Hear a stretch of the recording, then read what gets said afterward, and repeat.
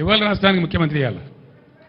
నీ ఇంజనీర్లు ఏం చేస్తాను, నీ కథ ఏం చేస్తాను, నీ డిపార్ట్మెంట్ ఏం చేస్తుంది, నీ ఇరిగేషన్ మినిస్టర్ ఏం చేస్తాడు, నువ్వేం చేస్తావు?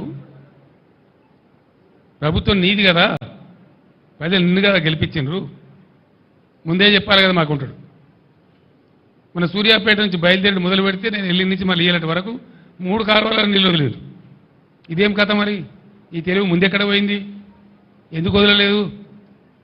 ఎందుకు 1000 ఎకరాల పంటలంటే కొట్టిండ్రు? నాగార్జున సాగర్ కాలువ కొద్ది రోజుల ముందిచ్చుంటే, ఒక 20-25 రోజుల ముందిచ్చుంటే అనేక 1000 ఎకరాల పంట ఒక్క తడి కోసం ఎదురు చూసే పంట బతికేది. వరద కాలువ కింద కూడా ఇయ్యాలకి 20-25 రోజుల కింద వదిలి ఉన్నట్టయితే ప్రతి గ్రామంలో కొన్ని 100 ఎకరాల పంట దక్కేది. బాధ కలిగేది ఎక్కడ అంటే,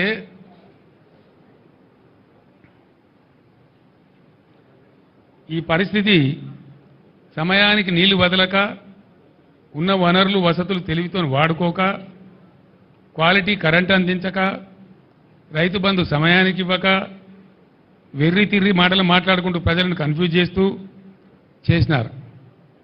ఇంకా బాధల్ని రైతులకు. ముఖ్యమంత్రి ఏం చెప్పిండు? ఉరుకుండ్రి జల్దీ, ఇక అర్రస్పాట వాడినట్టే, మంచి సమయం మించిన దొరకదన్నట్టు. లగెత్తుండ్రి, పరిగెత్తుండ్రి, జల్దీ తెచ్చుకోండి, డిసెంబర్ 9 నాడే నేను సంతకం పెట్టేస్తా, 2 లక్షల రుణమాఫీ చేస్తా. ఎక్కడ పోయింది డిసెంబర్ 9? ఎక్కడికి పోయింది? ఎన్ని రోజులైంది ఇప్పుడు?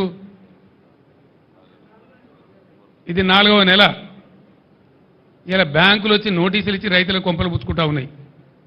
మాకు సంబంధం లేదండి, అట్లా మస్తు ప్రకటనలు చేస్తారు రాజకీయంగా, మాకు డబ్బులు వస్తేనే లెక్క అని మాట్లాడి ఇలా ఏం చేయాలి రైతుల గతి? తెలంగాణ రాష్ట్ర వ్యవసాయమే సంక్షోభానికి గురయ్యే పరిస్థితికి వచ్చింది. ఇవాళ మీ యొక్క వెర్రి తిర్రి వేషాల వల్ల, మీ పాగల్ పని వల్ల. ఎవల తప్పది?